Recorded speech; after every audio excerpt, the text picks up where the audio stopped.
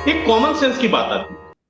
कोई भी सरकार सिर्फ अगर जब हम लोग कहते हैं ना माइनॉरिटी, माइनॉरिटी और majority is nothing but it is basically the political numbers. हम माइनॉरिटीज को लेके कोई भी क्या कोई बना सकता है? कोई अगर आप एक बड़े नंबर में आना चाहते हैं, आप सरकार बनाना चाहते हैं, तो आप क्या माइनॉरिटी के बेस पर बना सकते हैं? नहीं बना सकते। अगर उसके बावजूद अगर तृणमूल के ऊपर ये उंगली उठती आई है कि भाई हम माइनॉरिटीज के हम तुष्टीकरण करते हैं, जिसमें मुस्लिम समाज के ऊपर हम लोग को ज्यादातर कहा गया, कल कई जगह पे आपने कई नाम से ममता दीदी को बुलाते हुए देखिए भी सुना आपने, ये सब जो चीजें उठती है क्यों उठी? बात ये आती है कि ममता बनर्जी बनर्जी जब कहते हैं वो हिंदू ब्राह्मण है, इस बात को हमें नहीं भूलना चाहिए। मैं भट्टाचार्य लिखता हूं, मैं बंगाली ब्राह्मण नहीं लिखता। जब कोई फॉर्म भरा जाता है उसमें लिखा जाता है हिंदू ब्राह्मण, फिर हम अपने मातृभाषा में लिखते बंगाली। ये एक चीज हम लोग को दिमाग में डालनी पड़ेगी कि किस तरीके से बीजेपी ने एक माइंडसेट तैयार कर दिया चारों तरफ, और बहुत सक्सेसफुल रही है। मैं ये भी कह रहा हूं बहुत सक्सेसफुल रही है इस चीज को प्रोजेक्शन देने में। जब हम यूपी की तरफ आते हैं ना, तो हमें कोई हिंदू ब्राह्मण नहीं कहता, हमको कहते बंगाली। अब हम हिंदू ब्राह्मण होना छोड़ देते हैं। ये अचानक जो नए जो ये जो डेफिनेशंस आने लग गई हैं, इसको तो पहले तो ये कंट्रोवर्शियल अपने आप में। अब आता हूं बात की जहां पे ये बात की जा रही कि डिलेमा में है। मैंने पहली बात ये क्लियर की कि देखिए, सबसे ज्यादा अगर दुर्गा पूजा पूजा जिसको कहते हैं ना, जो सबसे ज्यादा पूजा पाठ वाला जो क्षेत्र है वो बंगाल ही है।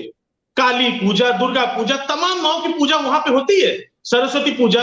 फिर एक नैरेटिव फैलाया जाता है चारों तरफ कि बंद कर दिया गया। साहब, यहाँ पे जितने लोग जो बंगाल से ताल्लुक रखते हैं वो बहुत अच्छे से जानते हैं कि दुर्गा पूजा अगर बंगाल में बंद कर दिया, वो सरकार ऐसे ही गिर जाएगी। वो सरकार ऐसी गिर जाए, टिक ही नहीं सकती। लेकिन उसके बावजूद ये नैरेटिव बाहर फैलाया जाता है, और नैरेटिव्स को लोग समझते भी है। बंगाल के लोग बहुत पढ़े लिखे। अगर आपको याद होगा, पिछले विधानसभा चुनाव में एक नैरेटिव दिया गया था, 2 मई दीदी गई। वो किस बेस पर दिया गया था? तब भी तमाम चैनल बता रहे थे कि इनके पास से जो है वोट का पूरा खिसक रहा है।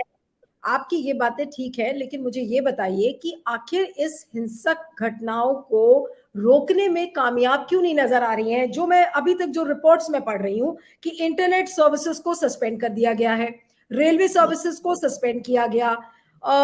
इसके अलावा क्या कितने लोगों को आपने जेल में बंद किया? कोई आपने स्ट्रिक्ट एक्शन लिया? अगर वो एक पैटर्न के रूप में देखा जा रहा है 30 तारीख ऑनवर्ड्स, तो आज हिंसक वारदातों को अंजाम देने से क्यों नहीं रोक पा रही है ममता बनर्जी? मेरा आपसे सिंपल सवाल है, why she so unsuccessful in controlling this situation?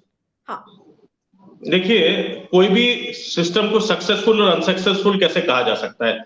Successful ये होता है कि भाई आगे की वारदात नहीं घटे। रोज बीजेपी कुछ नया कुछ कहीं पे नया प्रोसेशन, कहीं पे नया, आज रेल रोको आंदोलन, कहीं पे ये कर दो, कहीं पे वो कर दो। उनका रोज का कुछ ना कुछ नया चल रहा है। हम लोग कितना रोक रहे हैं? आज सुबह तक मुझे जहां तक पता है 162 लोग अरेस्ट हुए, 162 लोगों की गिरफ्तारी हुई आज सुबह तक, जितना मुझे पता चला है। जिसमें तकरीबन मेरे ख्याल से 22 थाना का में अलग अलग जगह पे अरेस्ट किया गया है। और आपको सुन के ताज्जुब होगा, जो 162 जो अरेस्ट किए गए हैं, उसमें से 34 से 35 नाम वो नाम लिए गए हैं जो बिहार के क्षेत्र से आए हुए हैं, झारखंड से लाए गए हैं, और उनको पैसा देके बुलाया गया है। ये उनका कहना है। अभी समीर जी ने बहुत अच्छी बात कही। उनकी सारी बातों में से उन्होंने एक चीज कही कि वहां पे साहब एक टोपी पहन लेने से, आज के दिन में शुभांकर एक ऊपर से एक अगर एक टोपी लगा के यहाँ पे बैठ जाए तो शुभांग खान दिखेगा। यहाँ पे हर चीज पहनावे से पता चलता है। उस पहनावे के नीचे कौन है पता करना बहुत मुश्किल होता है।